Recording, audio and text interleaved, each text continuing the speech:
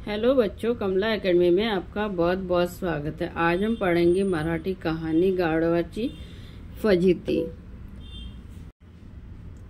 एकदा एक गाढव रानात भटकत होते। त्याला वाटेत सिंहाचे कातडे सापडले। त्याने ते अंगावर चढवले आणि ते रानात भटकून लागले। वाटेत ससा दिसला।